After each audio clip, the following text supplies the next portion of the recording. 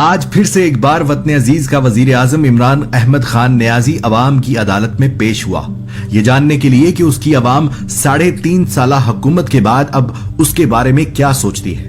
پوچھے جانے والے سوالات بعد میں، لیکن پہلے میں ایک پاکستانی ہونے کے ناطے آج اپنا گریبان بھی کھلا رکھوں گا، تاکہ جہاں حاکم وقت کے فیصلوں کی بات ہو وہاں میرا یعنی عوام کا کردار بھی سامنے ہو۔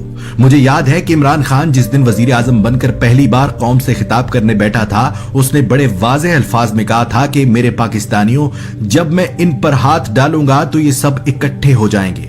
اس کی بات کو ہم نے سچ ہوتے دیکھا۔ پھر اس نے کہا تھا کہ یہ لوگ اپنی چوریاں بچانے کے لیے شور کریں گے کہ سب برباد ہو گیا، ہم میڈیا پر یہ واویلا ہر روز سن رہے ہیں۔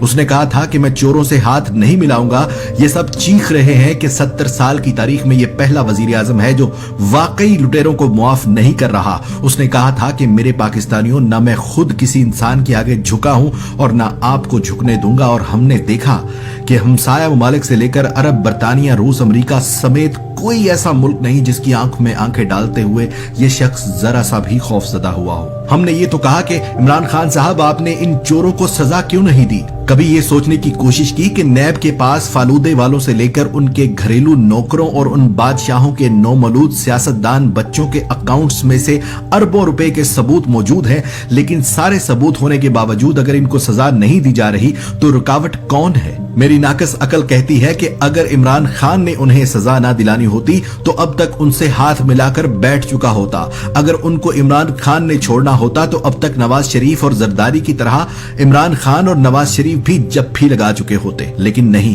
وہ شخص آج بھی اپنی بات پر قائم ہے۔ اس نے کہا تھا کہ شروعات میں مشکلات آئیں گی، صبر رکھنا اور مجھ پر اعتبار رکھنا۔ اس نے کہا تھا کہ میرے ساتھ مل کر اس وطن سے کرپشن ختم کرنا۔ اس نے اللہ کا واسطہ دیا، اس نے رب کے رسول صلی اللہ علیہ وآلہ وسلم کا واسطہ دیا۔ ہر بار جب عوام سے بات کی انہیں یہی کہا کہ نبی پاک صلی اللہ علیہ وآلہ وسلم کے بتائے ہوئے رستے پر چلو، غریب سے ظلم نہ کرو، مزدوروں کسانوں کو اجرت پوری دو، محصولات ایمانداری سے ادا کرو۔ دین کے اور قریب کرنے کے لیے اسکولوں، کالجوں، یونیورسٹیوں میں قرآن اردو میں پڑھانا شروع کر دیا کہ شاید ہم اس شخص کی وساطت سے اپنے دین کو کچھ اور آسانی سے سمجھ پائیں۔ اور ہم نے کیا کیا؟ ہم نے کہہ دیا کہ یہ دین کے پیچھے چھپ رہا ہے۔